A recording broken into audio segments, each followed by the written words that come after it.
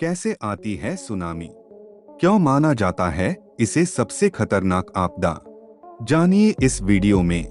तो हेलो नमस्कार, मैं हूं वीरेंद्र कुमार और आपका स्वागत करता हूं मेरे इस नए वीडियो में। तो चलिए स्टार्ट करते हैं। इंडोनेशिया के पश्चिम में जावा और सुमात्रा के बीच सुंडा स्ट्रेट में सुनामी की चपेट में आने से कम 46 लोग की मौत हो गई और 600 घायल हो गए। जानिए कैसे आती है सुनामी और क्यों माना जाता है इसे सबसे खतरनाक आपदा।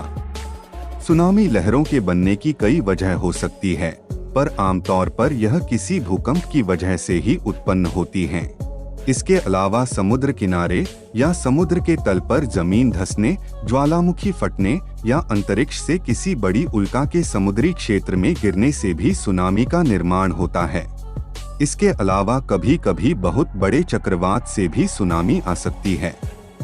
धरती की ऊपरी परत फुटबॉल की परतों की तरह आपस में जुड़ी हुई है, या कहें कि एक अंडे की तरह से है जिसमें दरारें हों। ऊपरी सतह से लेकर अंतर्भाग तक पृथ्वी कई परतों में बनी हुई है। पृथ्वी की बाहरी सतह कई कठोर खंडों या विवर्तनिक प्लेट में विभाजित है, जो क्रमशः कई लाख सालों में पूरे सतह से विस्थापित होती है। पृथ्वी की आंतरिक सतह एक अपेक्षाकृत ठोस व मोटी परत से बनी है। इन सबके अंदर होता है एक कोर, जो एक तरल बाहरी कोर और एक ठोस लोहा का आंतरिक कोर से बनी हुई है। बाहरी सतह के जो विवर्तनिक प्लेट हैं, वो बहुत धीरे धीरे गतिमान होती हैं। यह प्लेट आपस में टकराते भी हैं और एक दूसरे से अलग भी होते हैं। ऐसी स्थिति में घर्षण के कारण भूखंड या पत्थरों में दरारें टूट सकती हैं। इस तेज हलचल के कारण जो शक्ति उत्सर्जित होती है, उससे भूकंप के रूप में तबाही मचाती है। इन सबके अंदर होता है एक कोर, जो एक तरल बाहरी कोर और एक ठोस लोहा का आंतरिक कोर से बनी हुई है। बाहरी सतह के जो विवर्तनिक प्लेट हैं, वो बहुत धीरे धीरे गतिमान होती हैं। यह प्लेट आपस में टकराते भी हैं और एक दूसरे से अलग भी होते हैं। ऐसी स्थिति में घर्षण के कारण भूखंड या पत्थरों में दरारें टूट सकती हैं।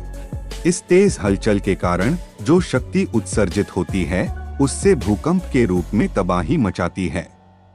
अक्सर यह सुनामी लहरें तट तक पहुंचते पहुंचते अपना आसार खो देती है, पर किसी बड़े भूकंप के कारण उठी सुनामी लहरें समुद्री तट पर कहर बरसाती हैं। विडंबना है कि जिस सटीकता से वैज्ञानिक भूकंप के बारे में भविष्यवाणी नहीं कर सकते, वैसे ही सुनामी के बारे में भी बताना मुश्किल है। जब समुद्र तल या सतह पर अचानक हुई किसी बड़ी हलचल के कारण पानी की प्रचंड लहरें किनारे की ओर जाती हैं, उन्हीं लहरों को सुनामी का नाम दिया गया है। सुनामी का एक सरल उदाहरण दें तो पानी से भरे टब में अचानक कोई वजनदार वस्तु गिराने या टब को जोरों से हिलाने पर जैसी स्थिति टब में रखे पानी की होती है, वैसी ही स्थिति समुद्र में आए किसी भूकंप के दौरान बनती है। दरअसल समुद्री सतह पर समुद्र तल के नीचे धरती के ऊपरी सतह में अचानक आए तेज भूकंप से भूगर्भीय तेज हलचल से समुद्र के पानी में बहुत बड़ी लहर उत्पन्न हो सकती है। ये बहुत विशाल और सैकड़ों किलोमीटर चौड़ी लहरें होती हैं। सुनामी लहरों के निचले हिस्सों के बीच का फासला सैकड़ों किलोमीटर का होता है, पर जब ये तट के पास आती हैं, तो इनकी गति कम हो जाती है, पर ऊंचाई बढ़ जाती है। तो दोस्तों, आप सभी को पता चल गया कि सुनामी किस कारण से आती है।